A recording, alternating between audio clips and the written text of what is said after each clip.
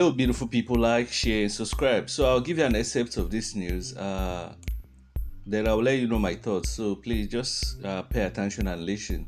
So there's a place called Kaduna in Nigeria. So Kaduna Teen, that's a teenager, reveals family eats grass to survive amidst Nigerians' economic crisis. So a heart-wrenching video. It's a video actually, but I've not gotten my hands on the video.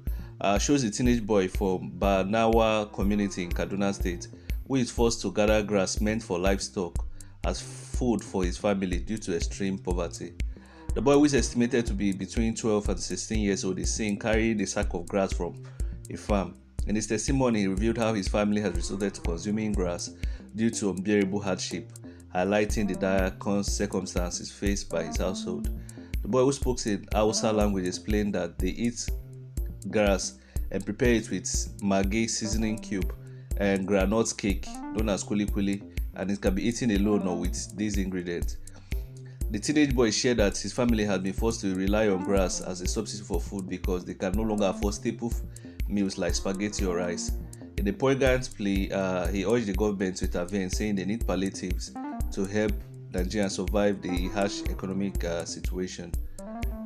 His words highlighted the devastating impact of poverty on vulnerable communities in need of assistance and support in Nigeria. And let me tell you the truth, there is poverty in Nigeria, but you see a lot of Nigerians live in oblivion. Let me give you an example of my ignorant friend who said, because he just came into the country. I always tell him I bash him on my channel, but maybe one day he will come across my channel. He said that Nigerians are eating in fast food, so things are not that bad. That if you go to the beer parlor, things are not that bad. Let me tell my friend, if you go, and I know a lot of Nigerians also share the same view with him. If you go to the poorest country in the world, people still go to fast food.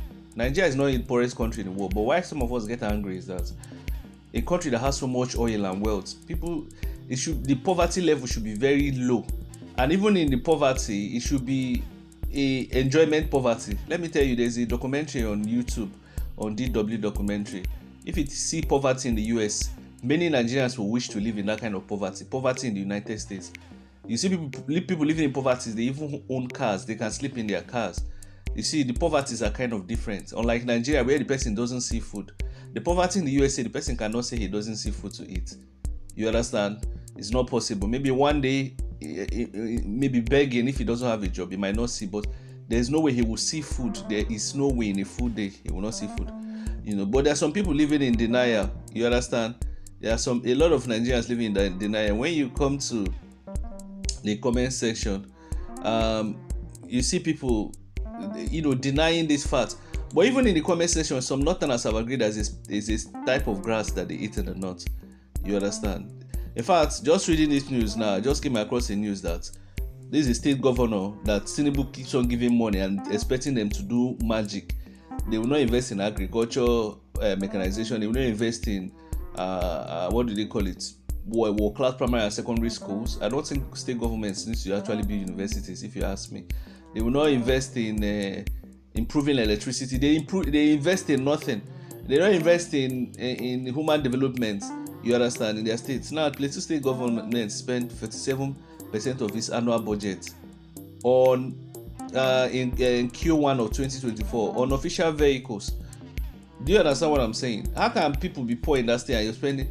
Hey God, this Nigeria is somehow. Taraba has tea.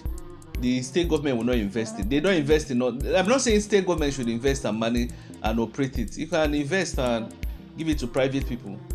You will have shares. The private will be maintaining it, while you as government will just be collecting your share. So if I was reading reports here now, they say Africa is home to the highest number of poor people in the world. That more than 20% of people in Africa are poor. You understand? Africa is the highest. They're followed by Asia, I think. So if we continue in this direction, do you think there's hope? Do you understand? So these are just some of the leadership. When you say, they will say it's just one singular case. Have you been to Makoko? Have you been to? There's a place in Enugu. This one is not. Some people always want to live in denial. A place in Enugu, people were, they didn't have food. They were just eating only okra every day. Okra.